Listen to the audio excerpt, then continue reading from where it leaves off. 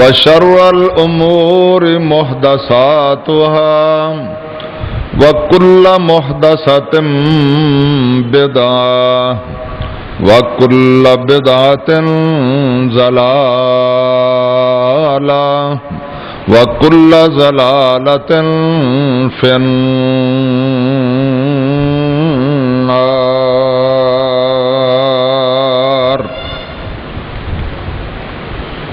أعوذ بالله السميع العليم وبوجهه الكريم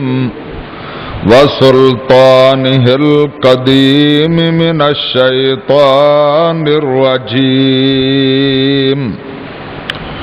بسم الله الرحمن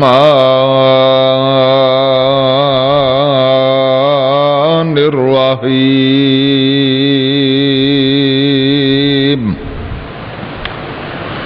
أفحسب الذين كفروا أن يتخذوا عبادي من دوني أولياء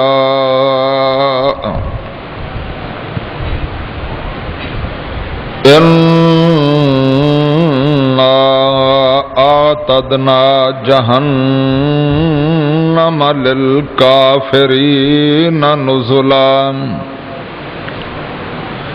قل هل ننبئكم بالأخسرين أعمالا الذين ضل سعيهم في الحياة الدنيا وهم يحسبون أنهم يحسنون صنعا أولئك الذين كفروا بآيات ربهم ولقائه فهبطت أعمالهم فلا نقيم لهم يوم القيامة وزنا ذلك جزاؤهم جهنم بما كفروا واتخذوا آياتي ورسلي هزوا. إن الذين آمنوا وعملوا الصالحات كانت لهم جنات الفردوس نزلا خالدين فيها لا يبغون عنها حولا.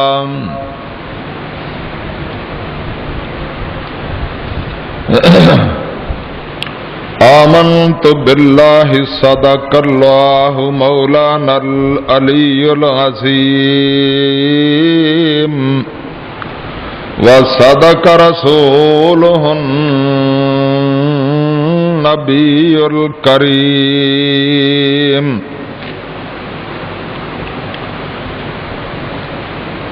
اللہ مالک الملک وحدہ لا شریک خالق کائنات اور مالک ارض و سما کی حمد و ثنا، تعریف و تسبیح، مدح و ستائش کے بعد اسی ارحم الراحمین غفور الرحیم کی بارگاہ میں فریاد ہے کہ مولا کریم ہم تمام حاضرین و حاضرات کی طرف سے بھی، سامعین و سامعات کی طرف سے بھی، اور روئے زمین کے تمام مسلمانوں کی طرف سے بھی اپنے حبیب پاک حضرت محمد الرسول اللہ صلی اللہ تعالی علیہ وسلم کی ذات گرامی پر لا تعداد ان گنت بے شمار اور بے حد و حساب درود و سلام کی بارش نازل فرما. ان اللہ وملائکتہ یصلون علی النبی یا ایھا الذین آمنوا صلو علیہ وسلموا تسلیما. سارے مل کر درود پاک پڑھیں اونچی آواز سے. اللہم صلی علی محمد وعلی آل محمد کما صلیت علی ابراہیم وعلی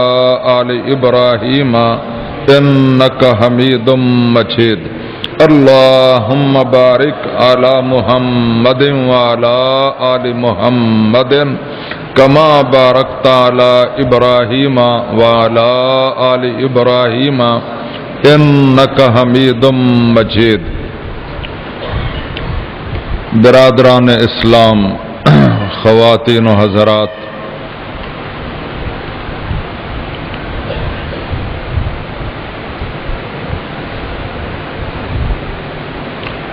شروع سے لے کر آج تک ہر دور میں، ہر زمانے میں، ہر نبی کی امت میں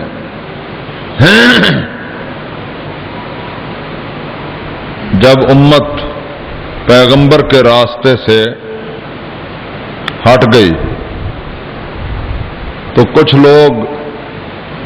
جن کی اللہ تعالی نے مت مار دی اور گمراہ ہو گئے، پھر انہوں نے پوری طرح کوشش کی کہ لوگ اللہ کے علاوہ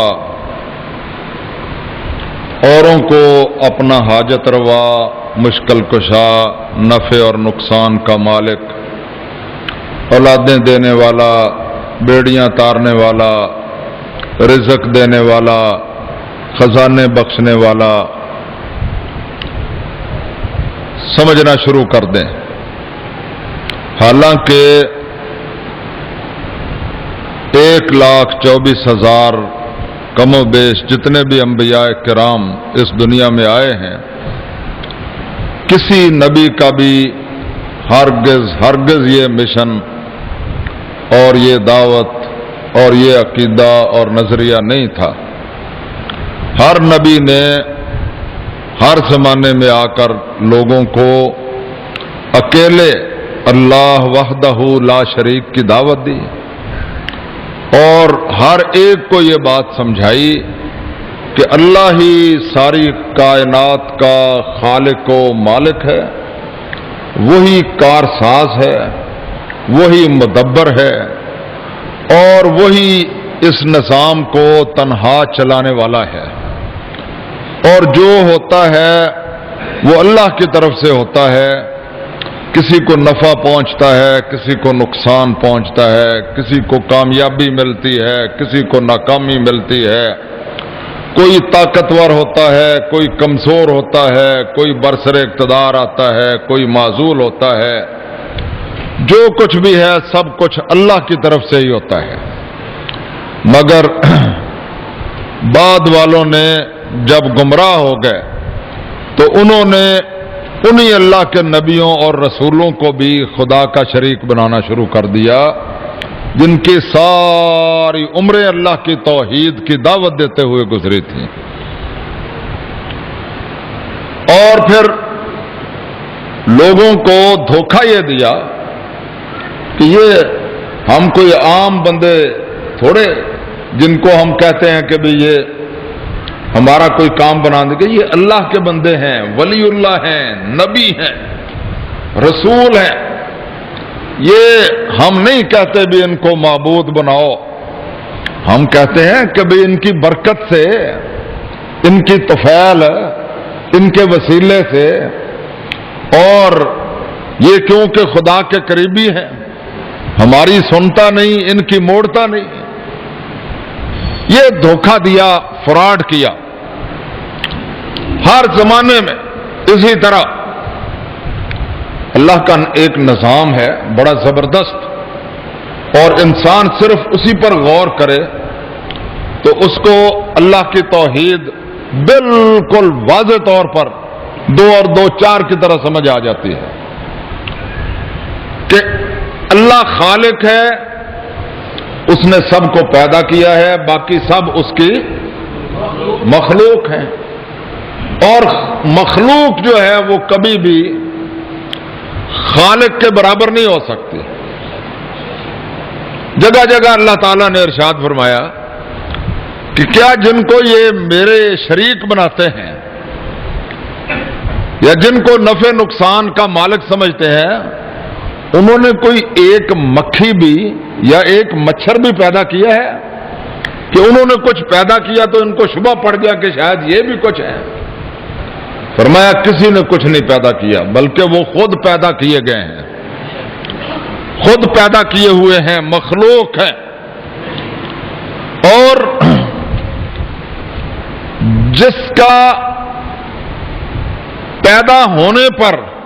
اپنے پیدا ہونے پر اختیار نہیں ہے اور اپنے آپ کو برقرار رکھنے پر اختیار نہیں ہے، اپنی زندگی بچانے پر اختیار نہیں ہے، اپنے آپ کو صحت مند رکھنے پر اختیار نہیں ہے، اور جو اپنا وجود برقرار نہیں رکھ سکتا وہ کسی کو کیا نفع اور نقصان دے سکتا ہے؟ یہ وہ باتیں ہیں جو اللہ نے قرآن میں بتلائی ہیں،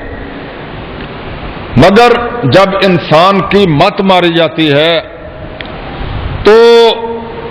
پھر اس کی کھوپڑی اور اس کا دماغ جب الٹ سائڈ پر چلنا شروع کرتا ہے تو پھر ظلم کی انتہا یہ ہوتی ہے کہ ایسے لوگ اللہ کی کتابوں اور نبیوں سے بھی اپنے شرک کے دلائل پیدا کرتے ہیں۔ یعنی اس سے بڑا اندھیر اور اس سے بڑا ظلم اور اس سے بڑی زیادتی کوئی ہو سکتی ہے کہ وہ اللہ کے نبی اور رسول جنہوں نے ساری عمریں دکھوں میں، مصیبتوں میں، آزمائشوں میں، ابتلاؤں میں مبتلا رہ کر اللہ کی توحید لوگوں تک پہنچائی، انہی نبیوں اور رسولوں کو شرک کی دلیل کے طور پر پیش کرنا، اور پھر جو کتابیں آسمانی، چاہے وہ صحف ابراہیم ہو، چاہے وہ تورات ہو، چاہے انجیل ہو، چاہے زبور ہو، چاہے دیگر انبیاء پر آنے والے صحائف ہوں، کسی کتاب سے کوئی ایک آیت بھی ایسی نہیں ملتی کہ جس میں کہیں یہ فرمایا گیا ہو کہ تم اللہ کے علاوہ کسی اور کو معبود بناؤ، یا اللہ کے علاوہ اور بھی کوئی نفع اور نقصان دے سکتا ہے۔ کسی کتاب میں ایک چیز نہیں ملتی۔ اب قرآن ہے، اس میں بھی کوئی چیز نہیں ملتی، مگر دھکے شاہی سے ایسے، یعنی جیسے کوئی کہے کہ بھئی کوا سفید ہے، یا دن کو کوئی کہے کہ رات ہے، بالکل اسی طرح، بلکہ اس سے بھی بڑھ کر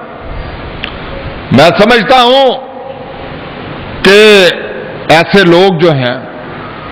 وہ انسانیت کے لیے سب سے بڑی تباہی اور بربادی کا باعث ہیں، اور انسانیت کے سب سے بڑے دشمن ہیں جو لوگوں کو اللہ کی طرف سے ہٹا کر غیر اللہ کی طرف لگاتے ہیں۔ اب یہاں کئی لوگ ایسے ہیں جو قرآن کی آیتیں پڑھ کر شرک ثابت کرتے ہیں۔ آپ اندازہ لگائیں اس سے بڑا ظلم اور زیادتی بھی کوئی ہو سکتی ہے؟ بھلا قرآن جو ہے وہ شرک کا دائی ہے یا توحید کا دائی ہے؟ اور سرور کائنات حضرت محمد رسول اللہ صلی اللہ تعالی علیہ وسلم کی عقیدت کو یا ان کے احترام کو یا ان کے عشق کو شرک پھیلانے کا سبب بنانا، یا ان کی نعت کو شرک پھیلانے کا سبب بنانا، مجھے بتاؤ اس سے بڑا ظلم اور اندھیر بھی کوئی ہو سکتا ہے؟ یا اللہ اور اس کے رسول کی یا قرآن کی اس سے بڑی دشمنی کا بھی اور کوئی طریقہ ہو سکتا ہے؟ یا رسول اللہ کے اور قرآن کے مشن کو دفن کرنے کا اور اس کی مخالفت کا اس سے بڑا منافقانہ طرز عمل بھی کوئی ہو سکتا ہے؟ آج ایک نئے مولانا مجتہد صاحب اٹھے ہیں۔ پہلے تو ماشاء اللہ شیخ الاسلام تھے علامہ طاہر القادری صاحب، ہے ان کا بھی جو ساری دنیا کو پتہ چل گیا کہ جو کچھ وہ ہیں ان کو بھی باقاعدہ تیار کیا گیا تھا، جیسے مرزا غلام احمد قادیانی کو تیار کیا گیا تھا، جیسے مولانا احمد رضا خان کو تیار کیا گیا تھا، اور انگریزوں نے ان کو مشن دیے تھے، دونوں کے شعبے تقسیم کیے تھے۔ ایک کا شعبہ تھا کہ تم نے لا الہ الا اللہ کو ڈیمیج کرنا ہے، عقیدہ توحید کے پرخچے اڑانے ہیں، اور ایک کا مشن یہ تھا، اس کی ڈیوٹی یہ تھی کہ تم نے عقیدہ ختم نبوت کو ڈیمیج کرنا ہے۔ تو دونوں نے اپنے اپنے انداز میں کام کیے۔ اسی طرح پہلے طاہر القادری صاحب کو تیار کیا گیا، اب ماشاءاللہ ایک نئی ایجاد آئی ہے، آصف اشرف جلالی صاحب، سارے کہو سبحان اللہ۔ گزشتہ کل کے جنگ میں ان کا یہ چھپا ہے رنگین صفحے پر سارا مضمون۔ یہ جو ہمارے اخبارات ہیں اور ذمہ دار ترین اخبارات اور میڈیا، کوئی ان کا کرائیٹیریا نہیں ہے، کوئی دائرہ کار نہیں ہے، جو ان کو پیسے دیتا ہے اور جو پیسے خرچ کرتا ہے اور جو ان کی چاپلوسی کرتا ہے اور جو ان کو زیادہ اشتہار دیتا ہے، وہ جو مرضی ان سے چھپوا لے، چاہے وہ پاکستان کے خلاف ہو، چاہے قرآن کے خلاف ہو، چاہے نبی سلطان کے خلاف ہو، چاہے رب رحمان کے خلاف ہو،